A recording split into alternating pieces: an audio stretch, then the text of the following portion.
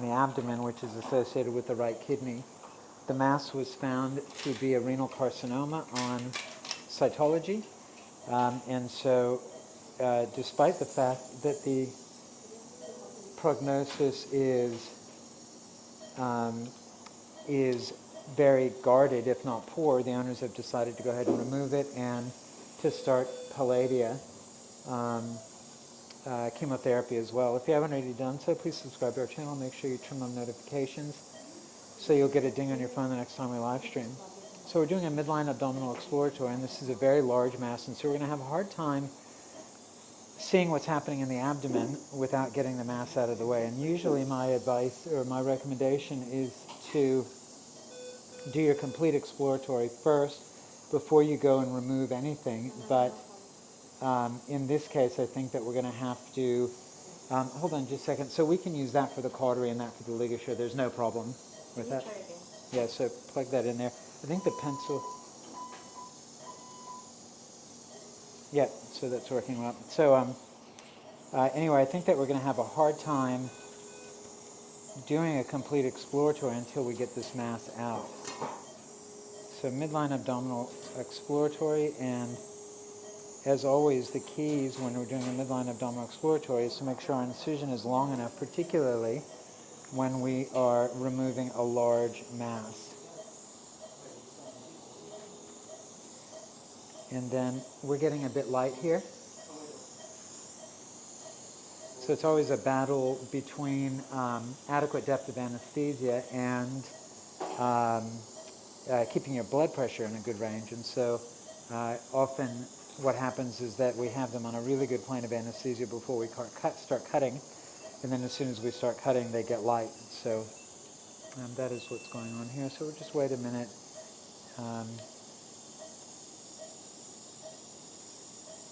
I'm going through the linea here. The other thing that we always do is remove the falciform fat. So I'm going to go all the way up to the xiphoid, right here, and then kind of halfway between the pubis and the umbilicus and the pubis caudally. And then we'll remove falciform fat because it's going to increase our visibility. As we can see, this dog has not lost any weight from its tumor. So it is kind of controversial as to whether it makes sense to remove this dog's mass in the face of metastases, and generally my recommendation would be probably not to, but these owners were very insistent on doing absolutely everything possible, and so basically what we're doing is we're removing the mass in hopes of making the Palladia chemotherapy more effective.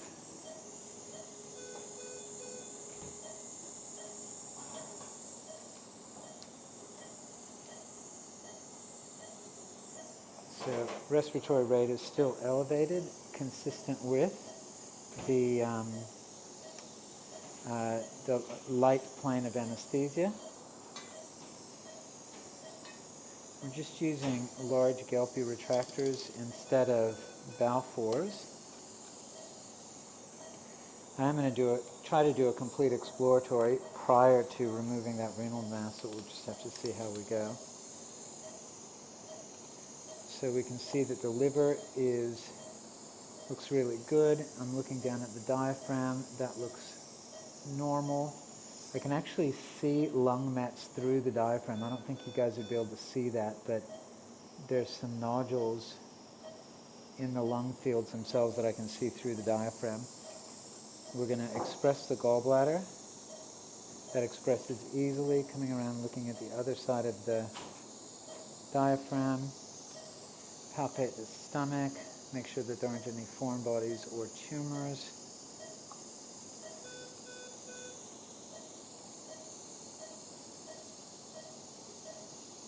And this is all renal mass right here, and so I think that I've come to the end of my exploratory until I get this mass out. Can we get some wet lap sponges, please?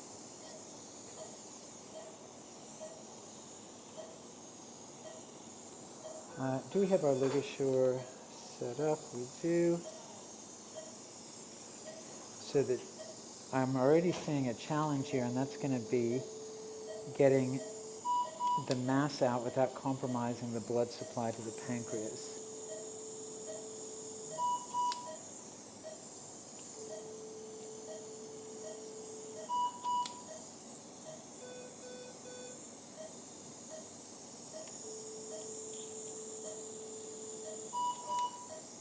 So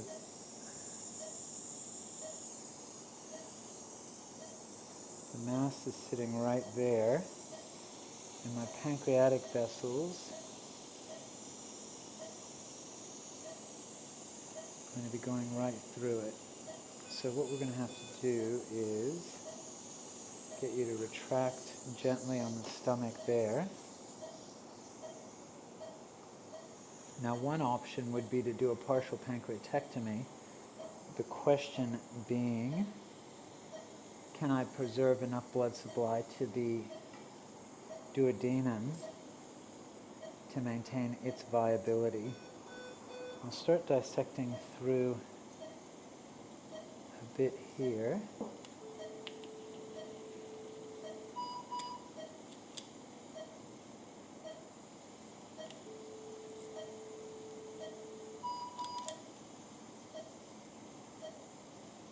So that's mass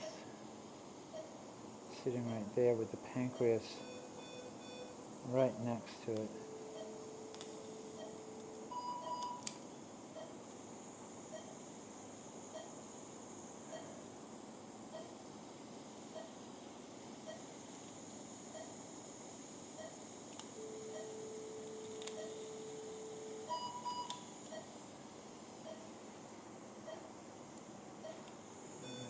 So, I can get my finger all the way underneath there.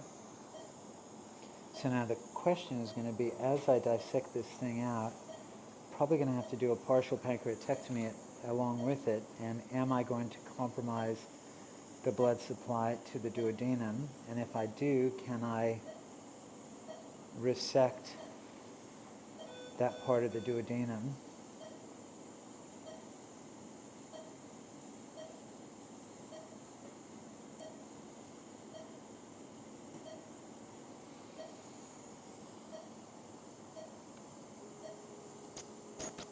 Can I get cautery turned down, please, to about 15 and 15?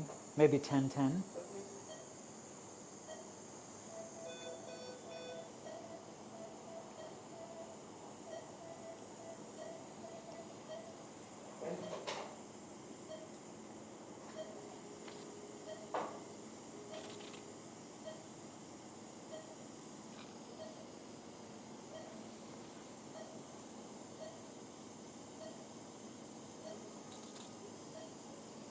Let's cover that up a little bit better.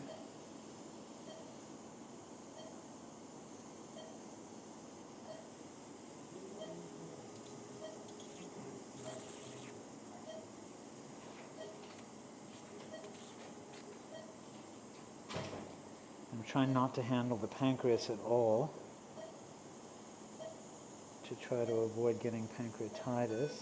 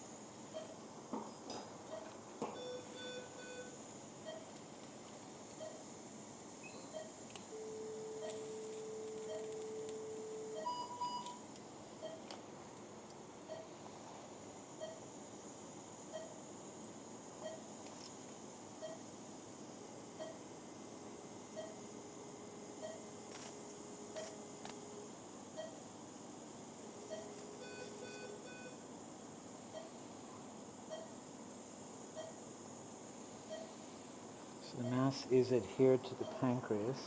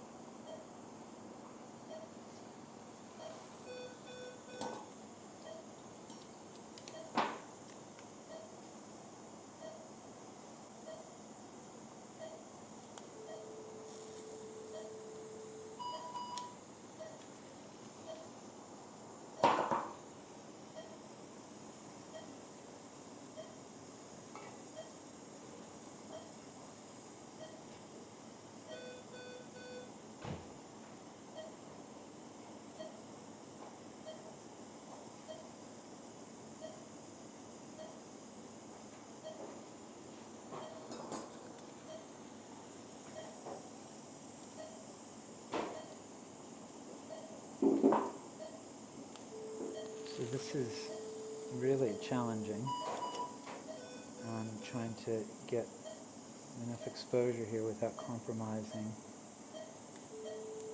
the blood supply to the duodenum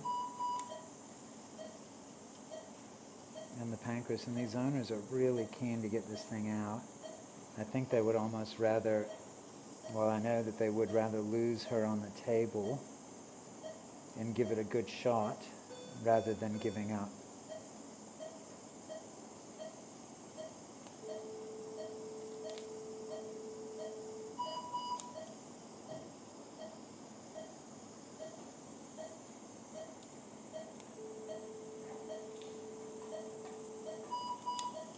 Alright, so now we've gotten the pancreas off it. So now what we're going to do is come over the top. I'm just going to have you retract like that, please.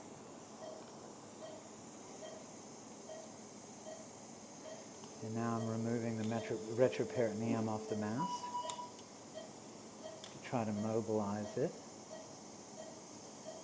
Just have to be really careful not to pick off like a cranial mesenteric artery or something like that.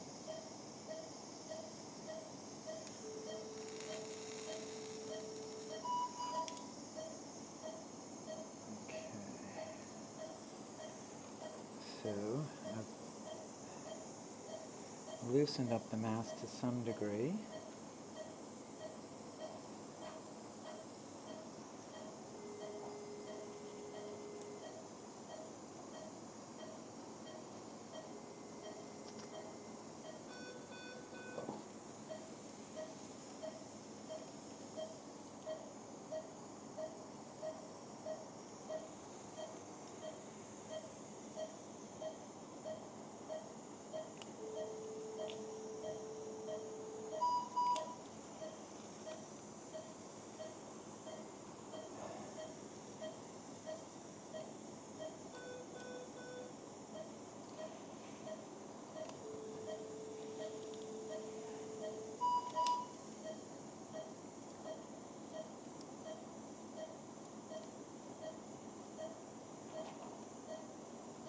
We're going lateral to the mass and the retroperitoneal attachments back here.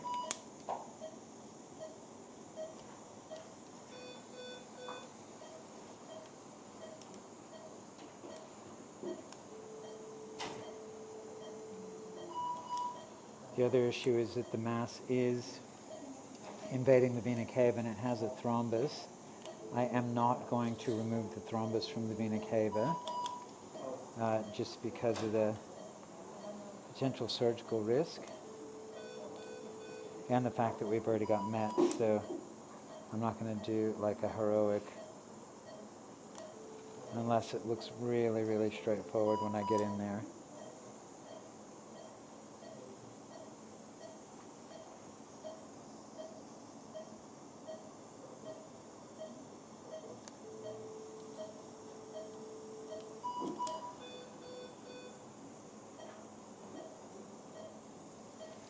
So now we need to get this down in here a little bit further.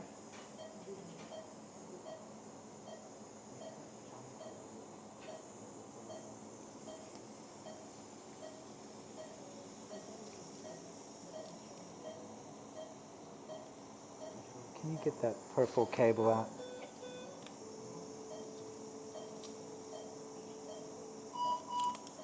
So we've got a little bit of venous bleeding in here, but not terrible. I might just try to pack that off with some more lap sponges. I'll have a debakey.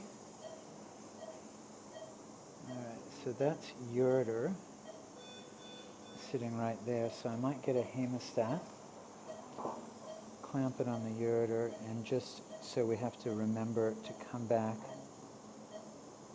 and remove the residual,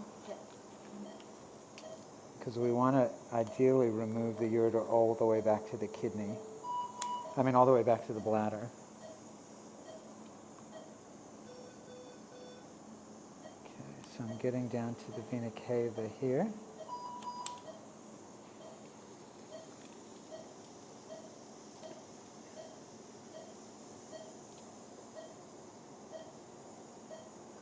Up to the adrenal gland there. I can see the right adrenal gland.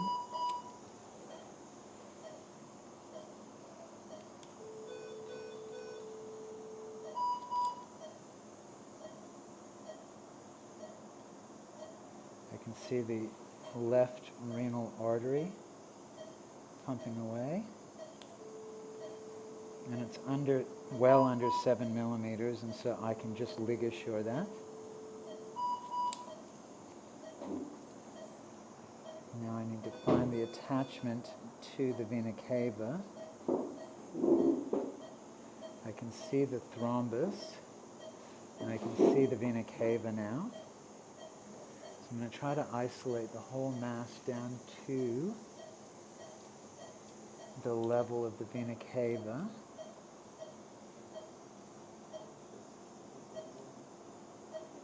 You have to be careful not to inadvertently staple the vena cava.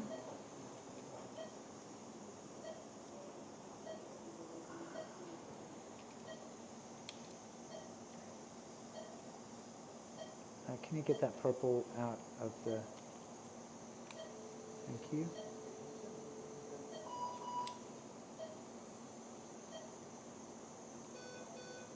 Okay, so now I'm down to the thrombus. How are we doing up front, okay? Okay. Bradycardic? Okay, so I can see the thrombus going into the vena cava right there. All right, so now what I'm going to do, because I'm not going to take it off, I'm going to just take a hemostat.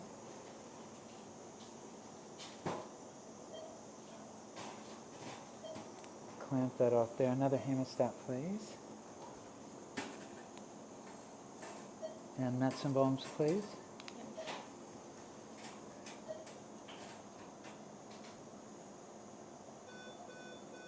Okay, so the mass is out now. And let's just get that pulled back so we can see the vena cava there. So can you guys see that? Let me get a lap sponge, please, and a debakey.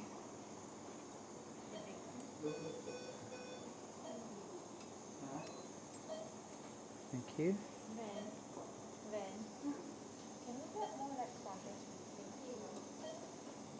All right, so that, yep, good.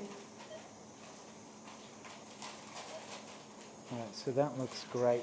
Do we have any silk suture? What size?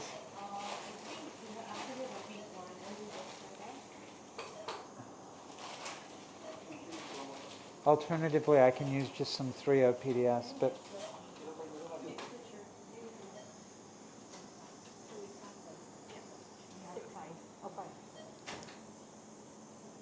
a little bit of congestion in the liver.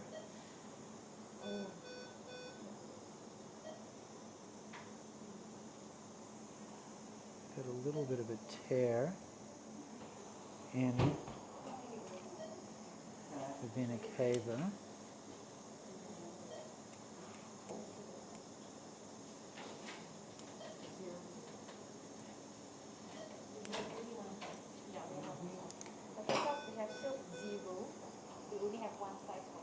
Yep, that's great. I'll have that.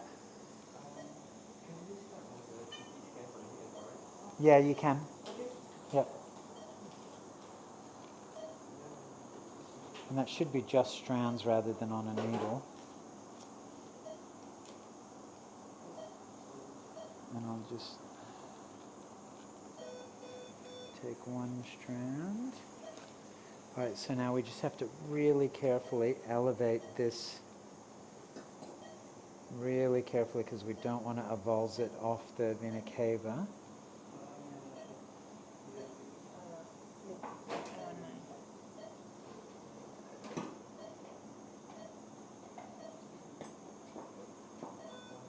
Okay, release, please. Release. Yeah, Release. yeah, that's great.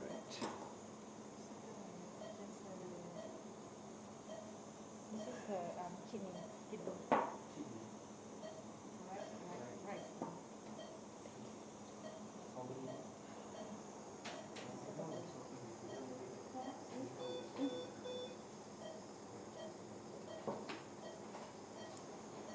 I'm using silk because I really like the knot security that it provides and the handling as well. So now we've got ureter back here. I'm just going to pack that off for a little bit. I'll trace this ureter back to the bladder.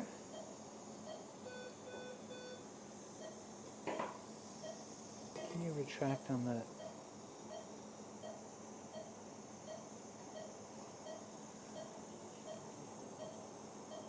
Okay, so that's back to the neck of the bladder. Can I get a hemostat, please? Some mets and balms, please. Some silk, please. Thank you. And if we get that wet, it's a little bit easier to handle. Just soak my hands a little bit with some saline. Yeah. All right, so let's elevate that gently.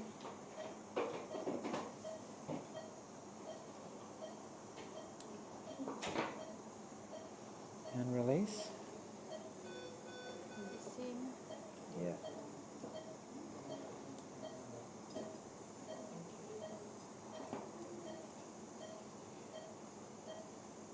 Okay. I'll take mets, please. Thank you.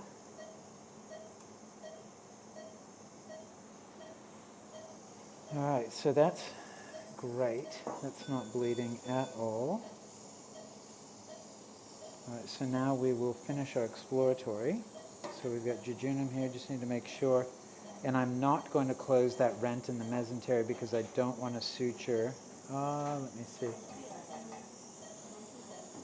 I don't want to disrupt the blood supply to the pancreas. Let me just see if there's any way I could do that. So that's portal vein right there. I think I actually can. Yeah, I can close that. So there's our front duodenal colic ligament there. Into jejunum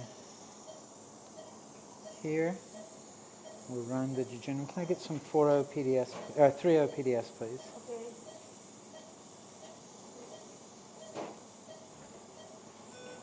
So I'm just going to have to be so careful when I close that rent in the mesentery. So that's the anti-mesenteric vessel there, so that tells us we're in the ileum, and that is the colon looking down at the left adrenal gland sitting right there, left kidney.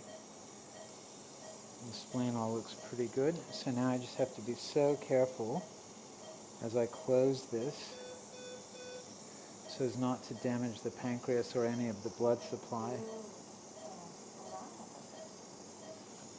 So let's just keep the guts over here.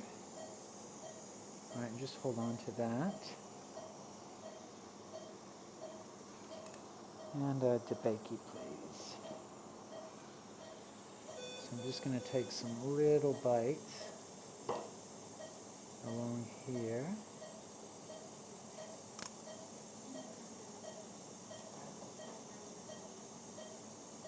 So, because that's such a big tear in the mesentery that I'm concerned that you could incarcerate and strangulate bowel in the future.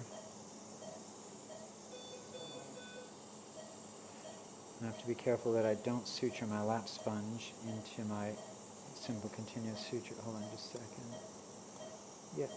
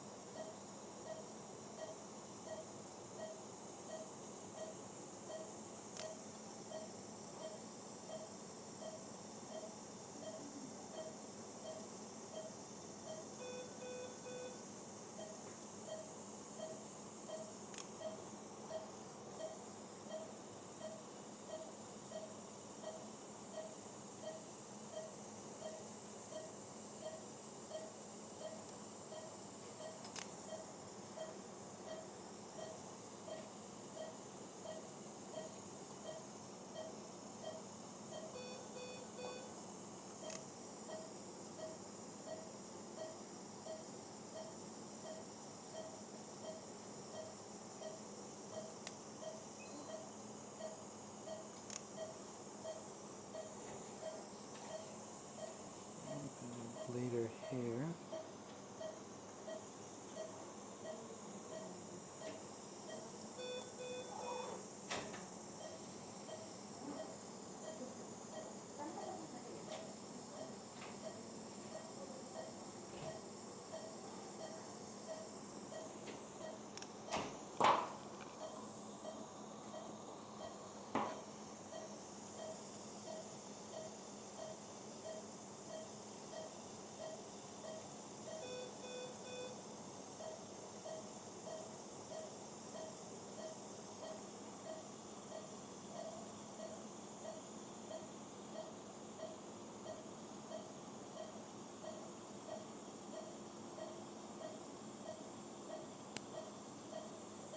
Hold on. And that's one of my vessels. So that's my caudal pancreatic or duodenal vessel there. So I really don't want to cauterize that. Okay. Let me get another little hamster.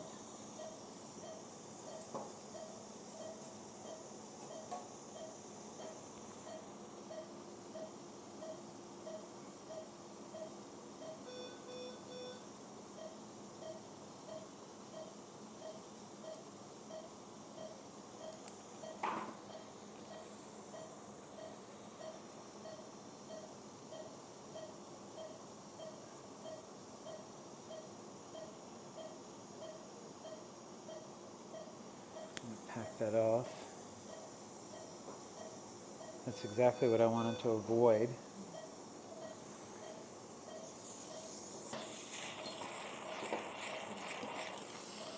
Take that off, please, for me. Oh, sorry, just this.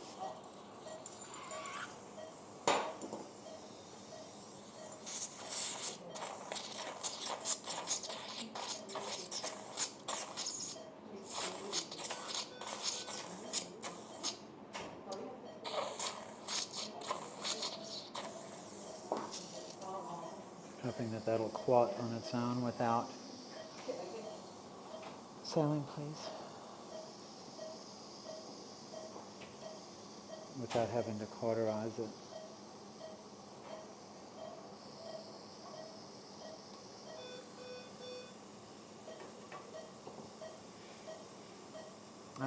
So there's a question, what is the risk of intestinal entrapment and strangulation if you are unable to close the rent? I have never seen it happen before, but it is a theoretical risk, and we certainly were taught to close the rent in the mesentery through all of my training. But I'm not sure if that's just a theoretical risk, or I know horses can get like epiploic foramen entrapment.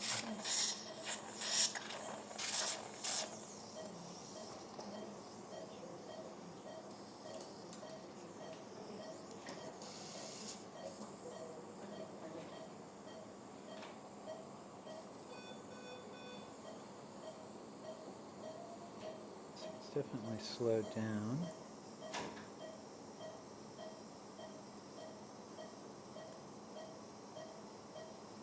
Can I get some of my purified bovine collagen?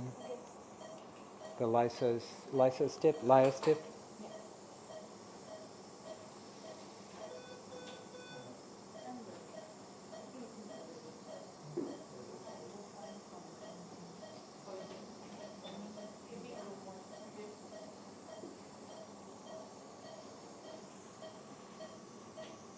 I did not remove the adrenal gland as well as the kidney. And we are just waiting now a few minutes to try to get that bleeding to stop.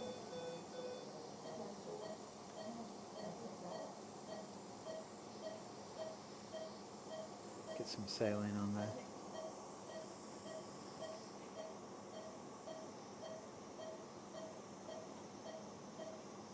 Thank you.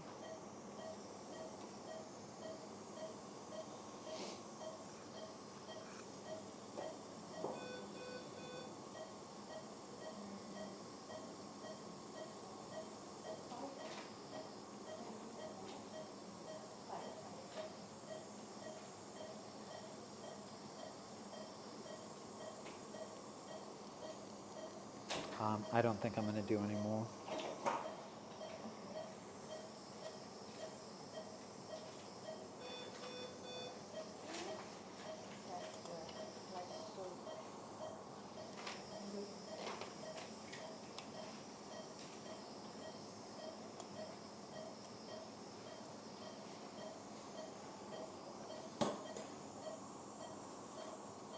Give me about a 2 by 2 centimeter.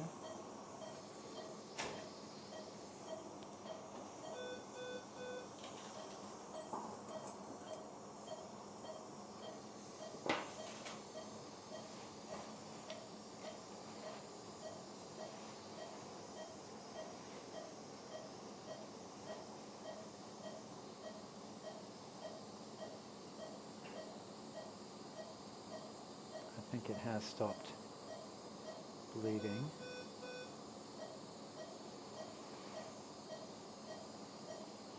But by holding it off rather than tying it off, I haven't compromised that caudal pancreatic adrenal artery. And I'm not going to lavage because I don't want to blow any clots off. Okay. Everything's pulsing away really nicely. Just see if there's any other way that I could do this. It's just everything is so, like portal vein is really important there.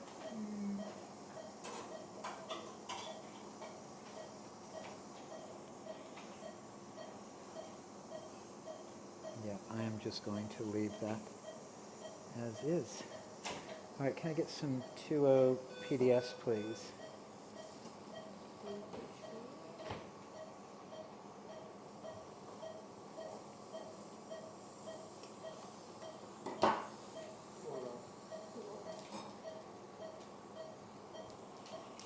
And if we can have a bigger needle driver, please, than that one. I think that's it. That's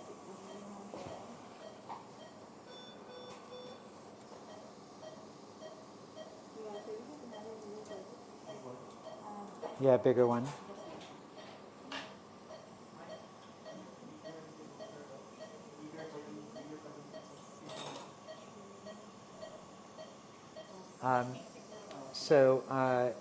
Question is, I noticed, so somebody's commented, I notice you always prefer to release the clamp first while you ligate, and the reason is that if you don't release it, then some of the tissue can get entrapped in the clamp and you can't really pull that suture tight, whereas if you release it, it allows the tissue to bunch together within that ligature, and so that's the correct way to do it, is to, as you pull it tight, have them release the clamp so that it allows the tissue to bunch together.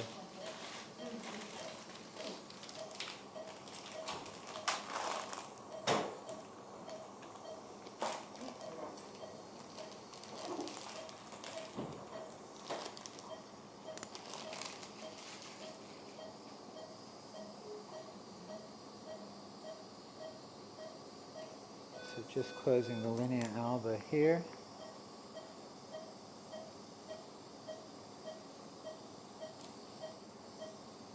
Uh, if there are people available, they can pre-med the MPL.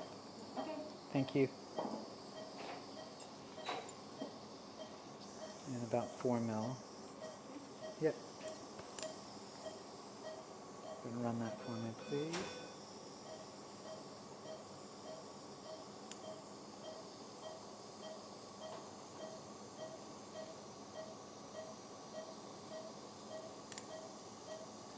So that was kind of an interesting case. Bit of a delicate surgery, nothing too crazy.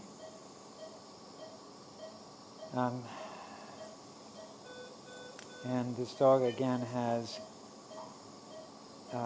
mets to the lungs, and so I didn't want to run the risk of having the patient not survive the surgery, since the owners understand that the prognosis is guarded, and that's why I have not closed the rent in the mesentery. I have not removed the thrombus. And then the idea being that we're going to follow up with chemotherapy starting in about 5 days, so it's going to be Palladia chemo, and hopefully keep some of those pulmonary mets at bay.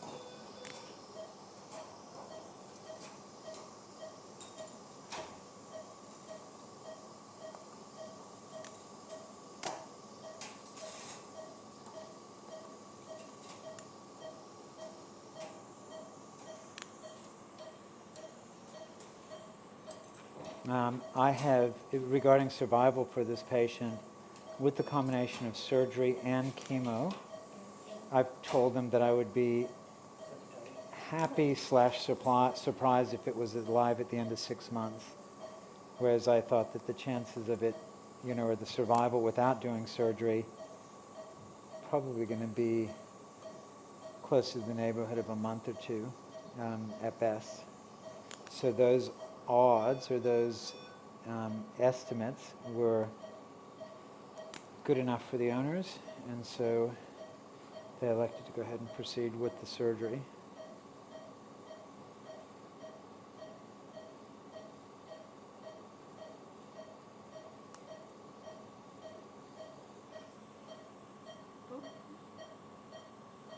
Yep.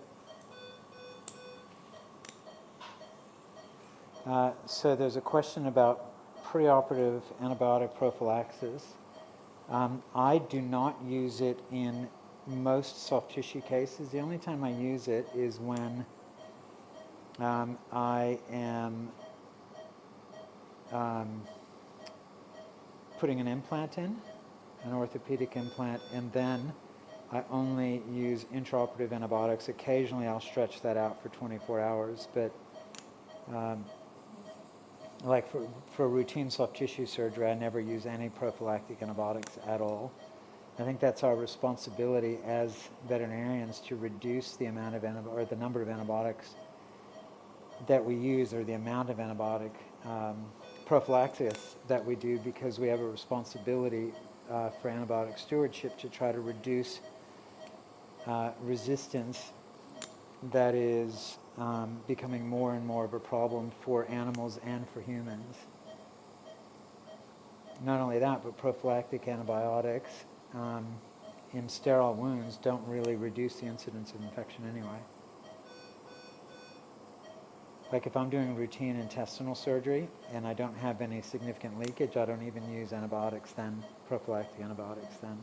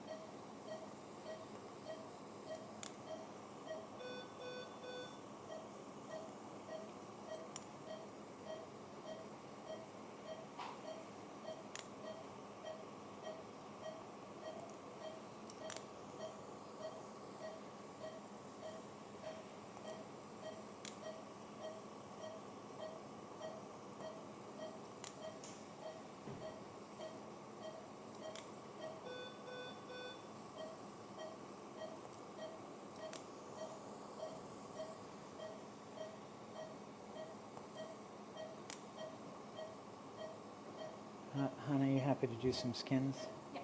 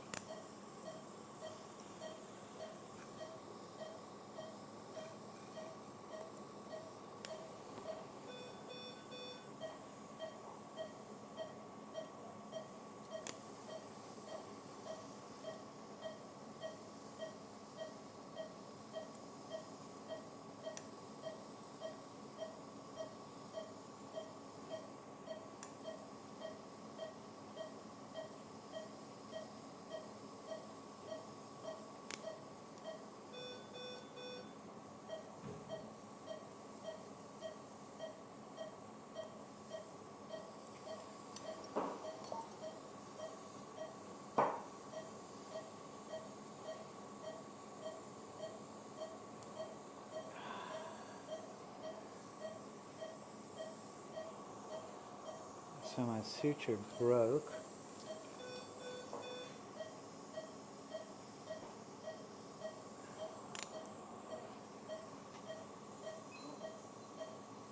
I'm just going to put in a little interrupted stitch here, and then tie my tag to it.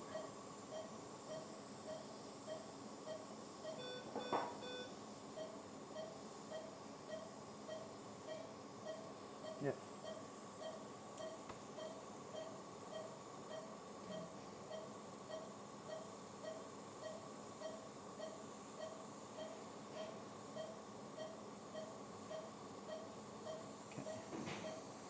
Alright, so we'll just get some skin sutures on top of that. I'll come back and make sure that there aren't any questions that I haven't answered. Hello, Mexico, Malaysia, Scotland. I did horizontal in this case because it's quicker. That is the only reason, just because I wanted to get this patient off the table. So the reason for the bradycardia likely was the opiates that it was given preoperatively.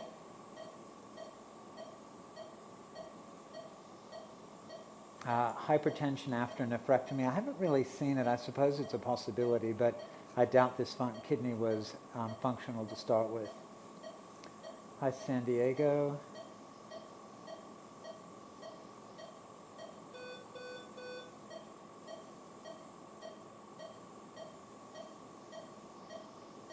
California, Philippines, India. So this dog is a 4-year-old dachshund that has a history of just a cough, and it went to the referring veterinarian, and I think they took chest x-rays and found that it had mets in the lungs. And then on further examination, they identified this renal carcinoma. And so that's the history on this case.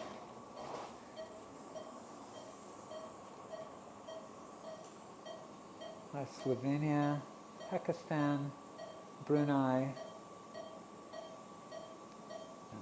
Portland, and Townsville. So I don't have the tungsten needle attachment because I'm operating in Singapore instead of in Australia. And so I didn't bring any with me. Hi, Costa Rica, Holland, Kenya, and Brazil. Well, that's pretty much it. If you haven't already done so, please subscribe to our channel. Make sure you turn on notifications so you'll get a ding on your phone the next time we live stream. Thanks a lot for watching. We'll see you again soon. Thank you.